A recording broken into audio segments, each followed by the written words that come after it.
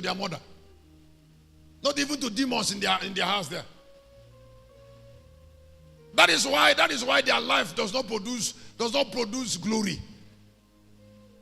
I said that's why their life does not produce. Because they can't make their stand known.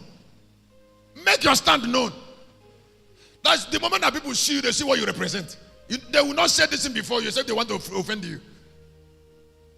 That is omnipotence. That is immortality. Making your stand known.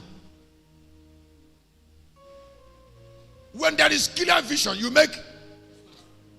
Listen. In chapter 37, in chapter 37 of the book of Genesis, let me review something to a young man. One Joseph made his stand known in 3 ways. Made him what? In 4 ways. Number 1, Joseph came back and brought evil report of what his brothers were doing in the farm. Because Joseph doesn't like that.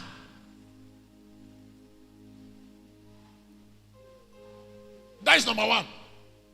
Number 2, that expression of himself attracted coat of multiple colors to Joseph. That's number 2. Number 3, Joseph told a dream he dreamt and got his brother angry. Excuse me, can I tell you something? There is no woman or a man who God will not love if you make your dream clear to people, but to those that like you and your enemies. You should make something clear to people. Very clear. Jacob loved Joseph because Joseph made himself clear to him. The coat of multiple colors is a sign of clarity, of vision. So from that point, they were angry. When Joseph was talking against them to the father, they were angry. Joseph came back and the man made the multiple colors, coat of multiple colors, they were angry. Joseph now came back and said, I dreamt a dream. They were keeping shields. And your own made obeisance to me. The anger increased. Joseph didn't deter. He came back again and said, I saw 11 stars, sun and moon, made obeisance. He was making it clear until they sold him.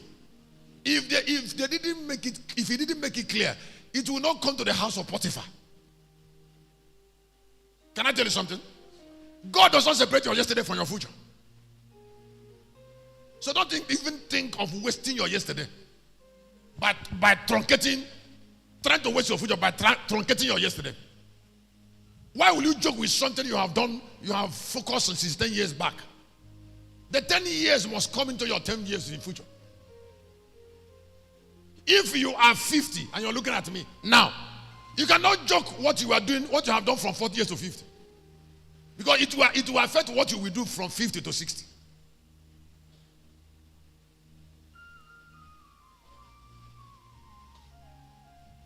That's why I say what you are becoming is far more important than all you want God to do for you.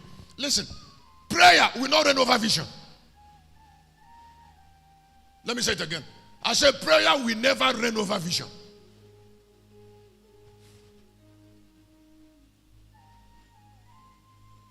Prayer will never reign over work. Over work that is being inspired by vision. Prayer will never reign over it. God will never commit your destiny to prayer. He will commit to your destiny to the vision you fulfilled. So what you're becoming is more important to God than all the things you're asking Him to do for you. Of course, please hear me. You cannot keep asking when you are busy working. You work out your salvation. You don't pray your salvation. You work it out. You work out your destiny. So if you have been working something that you know, how come you're begging at the age of 45?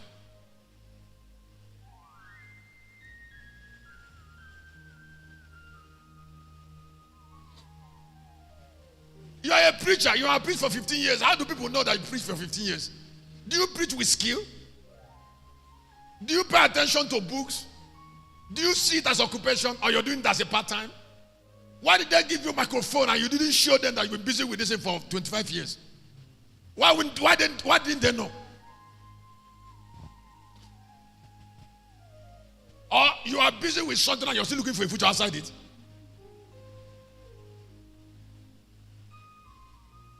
Somebody devoted his 10 years past on something. And after 10 years, you want another future. How? Are you saying that your 10 years in the past is already squandered? I can learn two principles. I will always learn the principle of the second coming of Christ, the principle of rapture. I will always learn the principle of the ordinance of vengeance. I can't learn two principles. I don't want to have any friend outside where I'm living. I don't want to be popular outside vision. Even if my vision will bring pain, I will prefer the pain. I will prefer to the pain to unnecessary carelessness. I need to tell people, I say if you have faith and your faith fails, you feel that your faith didn't work out. It is better for faith not to work out than to live in doubt.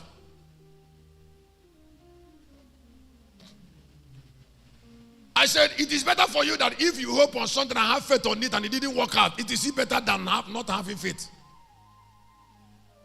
You fasted